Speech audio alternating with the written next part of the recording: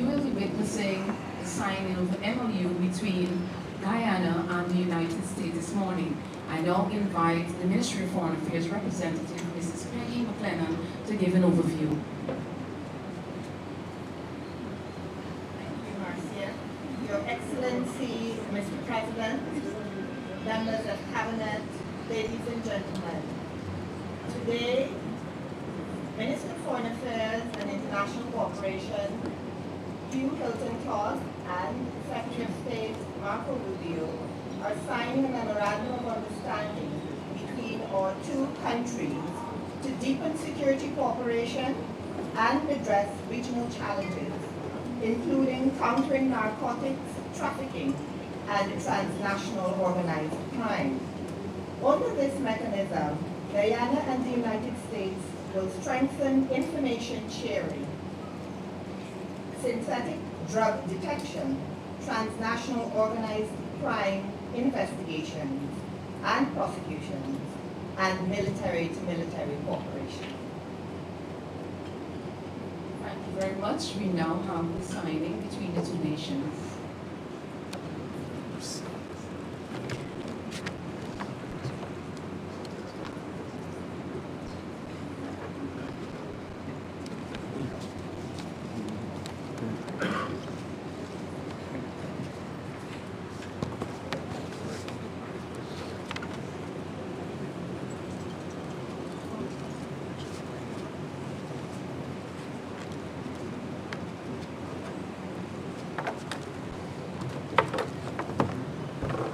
Thank you. Thank you very much.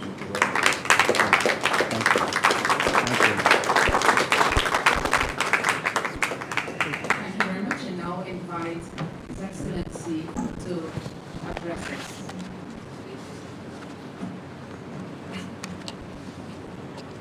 Good afternoon, all. Secretary Rubio, you're no stranger to Guyana. Secretary Rubio has been and continues to be a strong advocate for Guyana's development, democracy, and peace.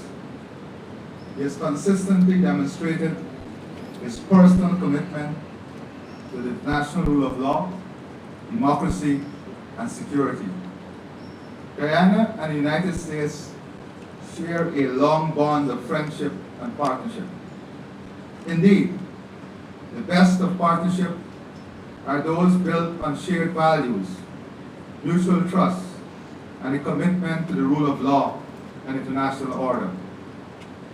This is what underpins our bilateral relationship and friendship. The United States is our trusted partner as we continue to build a stable, secure, and democratic society here.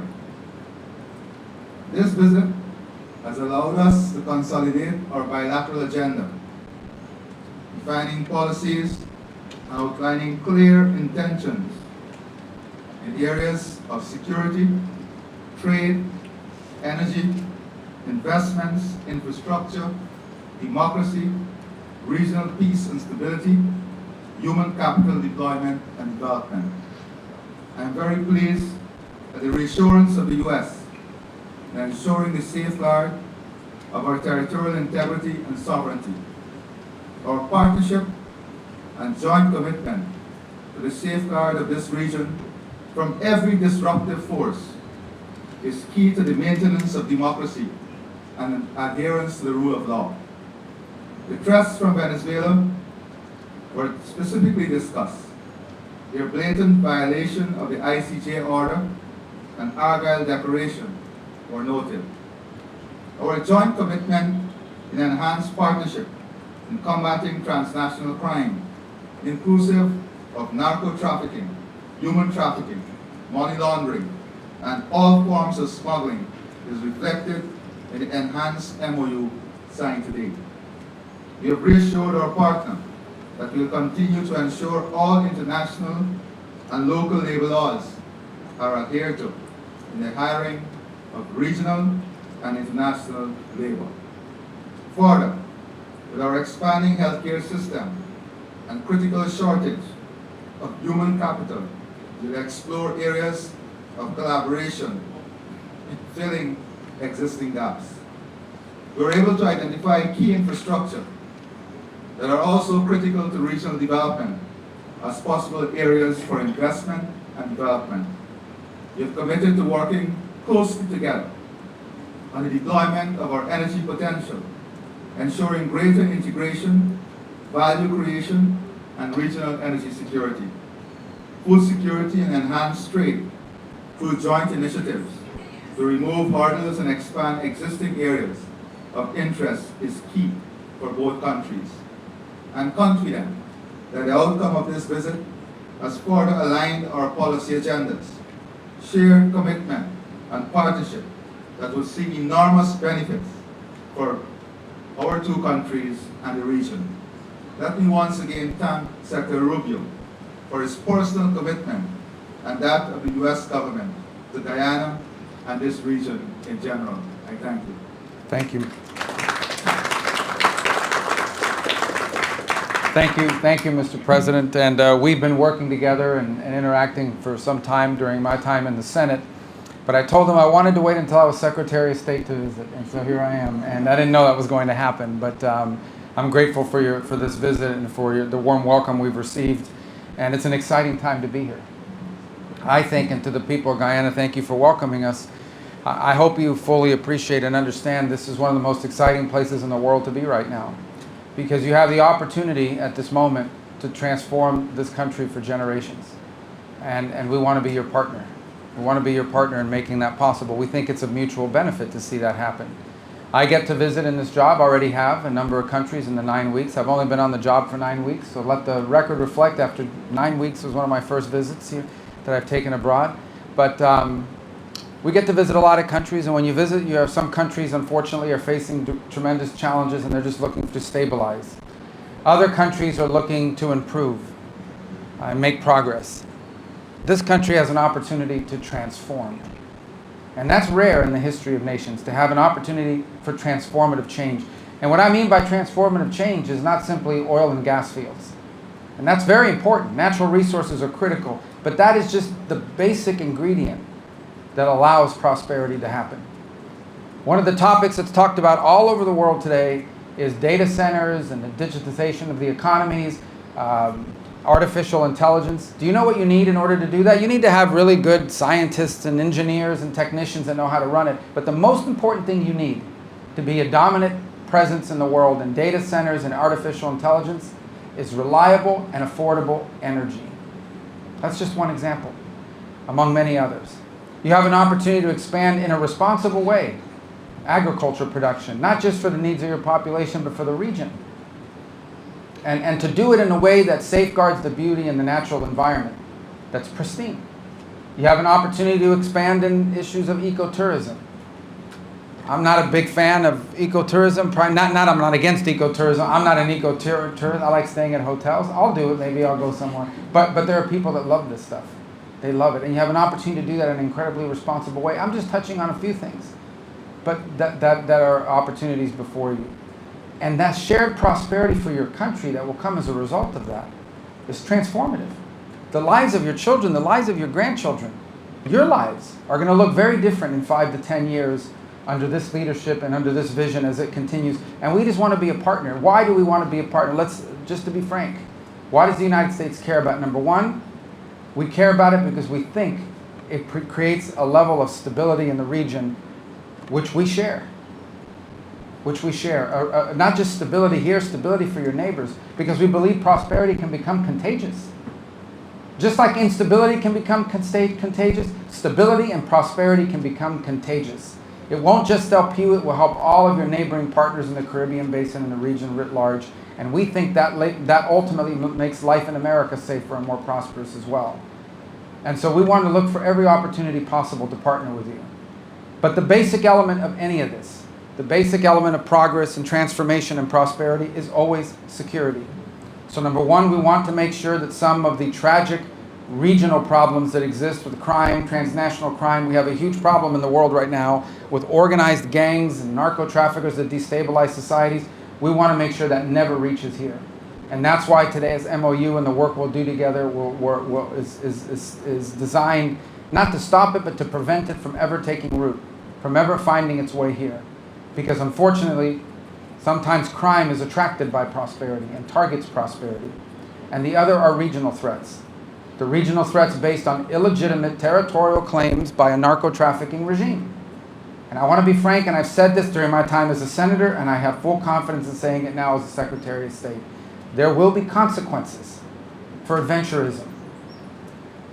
There will be consequences for aggressive actions. And that's why our partnership in that regard will be important. That is not what we want to be a feature of our relationship. But it is a necessity of our relationship because you have a very difficult challenge on your hands with a dictator that's making illegitimate territorial claims. And so you have our full commitment and support. Today we're demonstrating it both in tangible ways, and we're going to look for ways to make it long-term and sustainable ways, to make abundantly clear that we are invested, both as a nation and from our people, in being your partner in transformation and in prosperity. And we will not allow illegitimate territorial claims to be an impediment to your dreams and to your right to develop this country into a symbol that I hope will inspire others to follow the example you set, Mr. President. So thank you for the chance to be with you.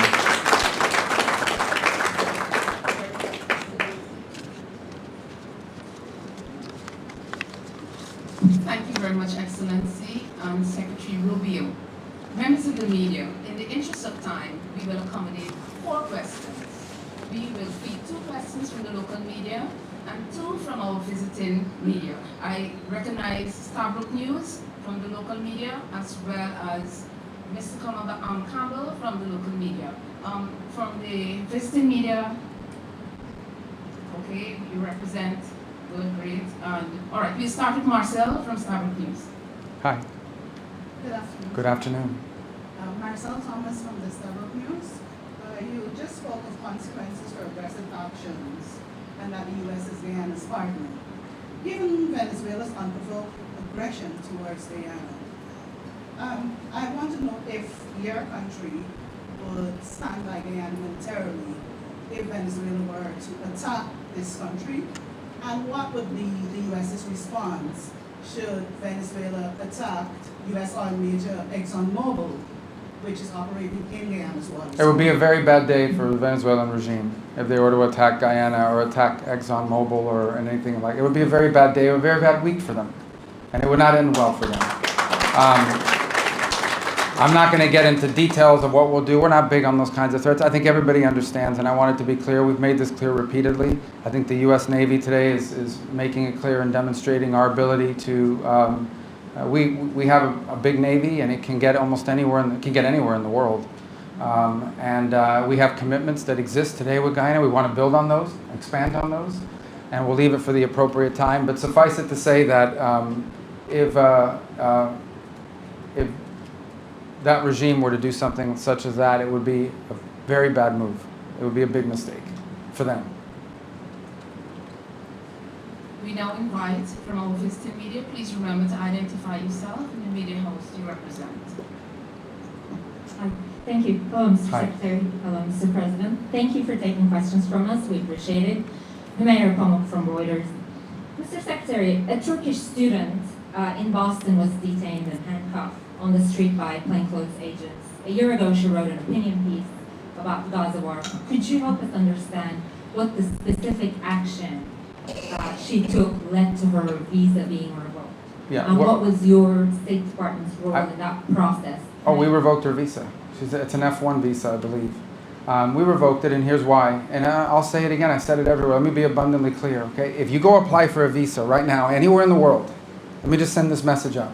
If you apply for a visa to enter the United States and be a student, and you tell us that the reason why you're coming to the United States is not just because you want to write op-eds, but because you want to participate in movements that are involved in doing things like vandalizing universities, harassing students, taking over buildings, creating a ruckus, we're not going to give you a visa.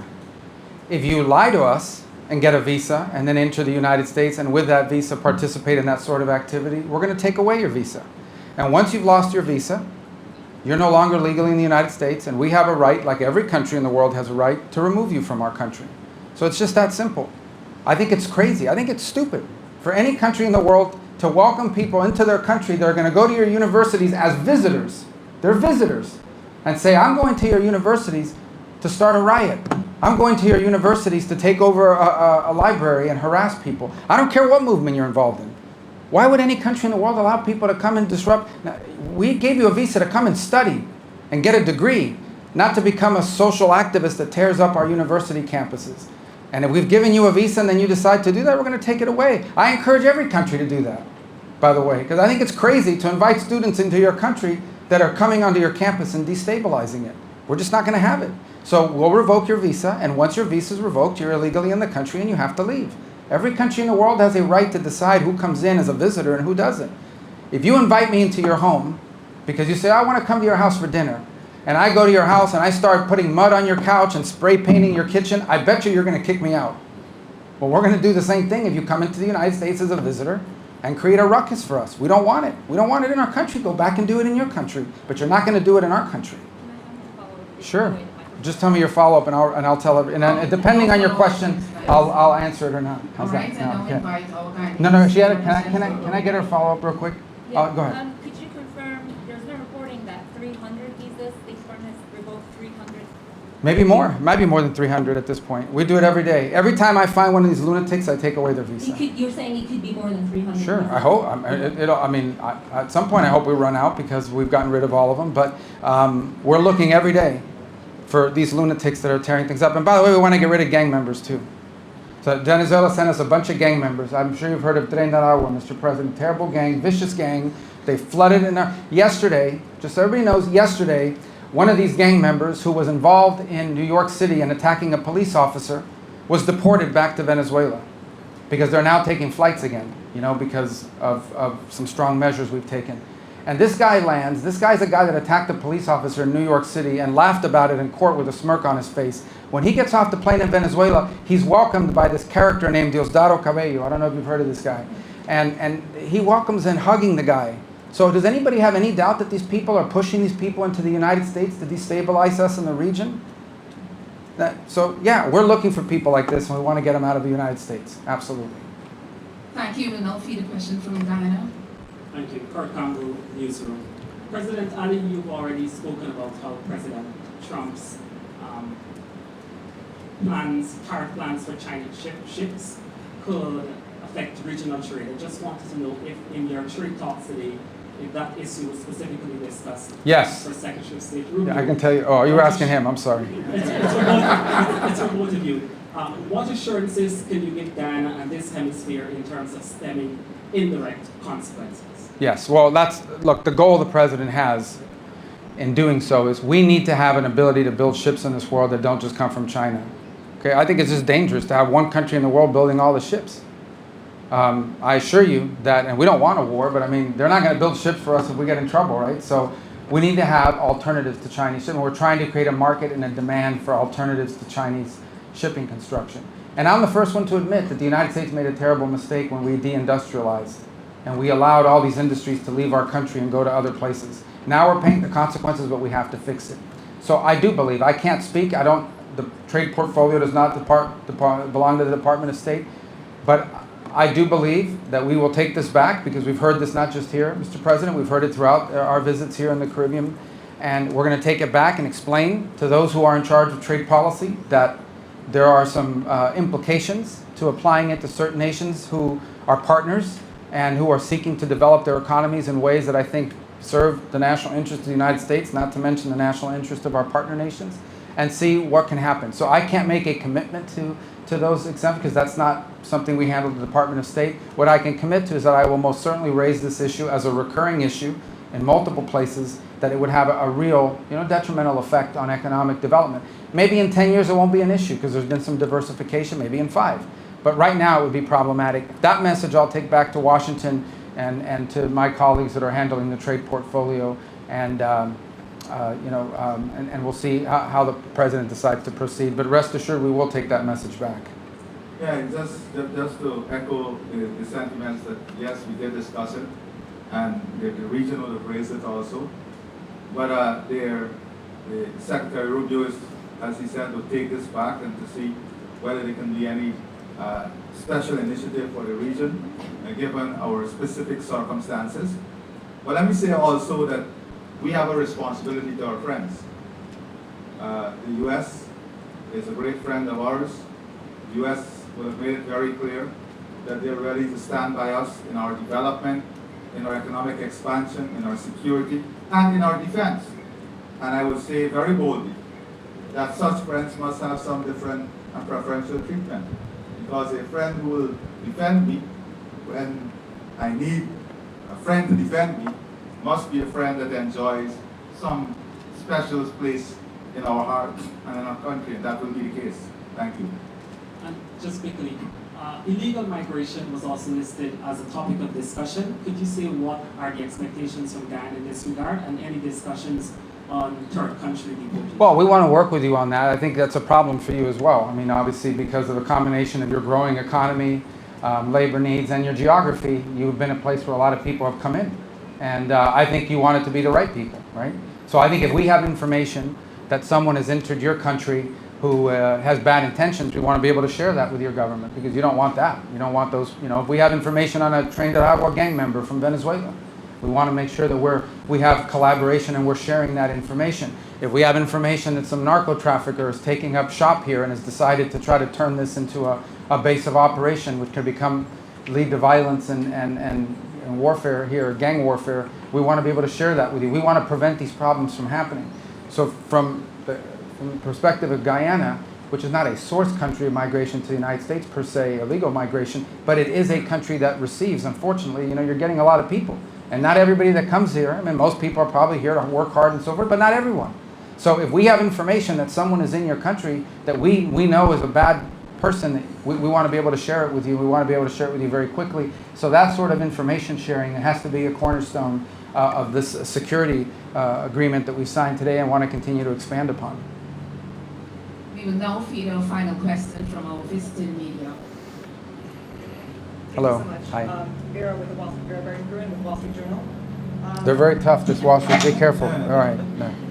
Secretary Rubio, when you and President Bukele, you mentioned Nicaragua several times, when you and President Bukele negotiated the deal to transfer the U.S. deportees to his prison in Secot, did you discuss any provisions to ensure that individuals mistakenly identified as gang members would have access to legal recourse and that they can secure their release if they are wronged?